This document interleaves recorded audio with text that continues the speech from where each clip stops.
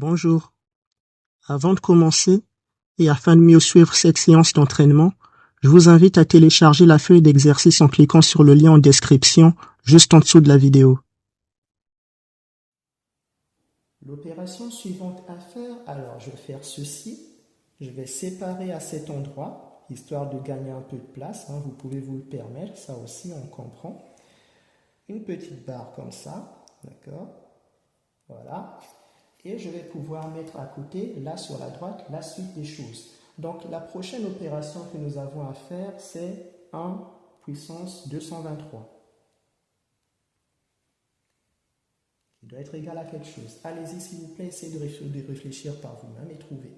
À tout de suite.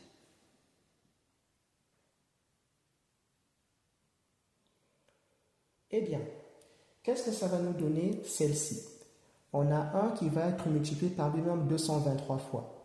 On ne va pas l'étaler ici, ça va être un peu trop long. Mais comme pour le 0 tout à l'heure, lorsque 0 est multiplié par lui-même plusieurs fois, c'est toujours égal à 0. C'est la même chose pour 1. D'accord? 1, quel que soit le nombre de fois qu'on le multiplierait par lui-même, ça nous donnera toujours un résultat égal à 1. Et donc pour 1 puissance 223, ça nous donnerait toujours 1 également. Qu'on aurait eu 1 puissance 1000, que ça nous aurait également donné 1. Donc voilà la réponse à cette opération-ci. On poursuit avec le prochain. Ça va être 5 puissance 3.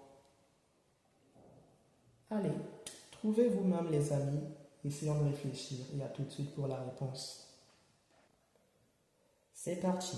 Qu'est-ce que ça va nous donner 5 puissance 3? Dans le détail, c'est 5 fois 5 et fois 5.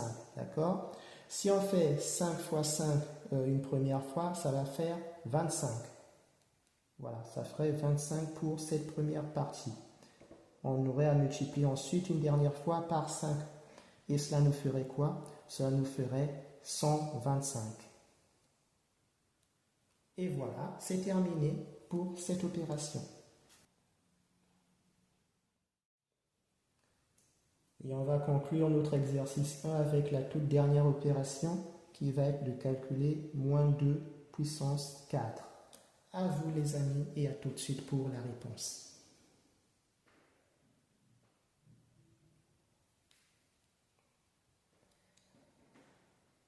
Alors, qu'est-ce que ça va donner tout ça? Dans le détail, comme on l'avait appris par ici, ça va être égal à moins 2 fois moins 2, 4 fois de suite. Donc, fois moins 2 et fois moins 2.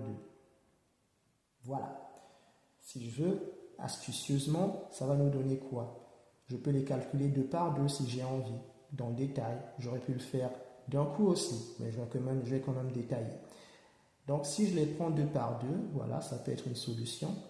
Ça va faire quoi?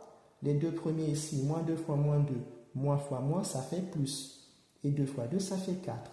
Voilà pour les deux premiers. Vu qu'ici, on a la même chose que là, on devine que ça va être égal aussi à plus 4. Voilà, on a donc plus 4 fois plus 4. Je peux les garder dans les boîtes, comme cela. Voilà. Et plus 4 fois plus 4, qu'est-ce que ça va nous faire? Enfin, plus fois plus, ça fait plus. Et 4 fois 4, ça fait 16. Et on en a fini. Résultat, plus 16. Et on peut encadrer. Et c'est bon pour tout l'exercice 1. Nous pouvons faire une pause à ce stade et laisser notre cerveau absorber cette première partie du travail. Simplement, n'attendons pas trop longtemps et revenons dans quelques minutes ou quelques heures pour la suite. Et en attendant, si vous appréciez ce modeste travail, vous pouvez l'encourager si vous le souhaitez en vous abonnant à la chaîne, en likant ou en postant un petit commentaire. À bientôt, j'espère.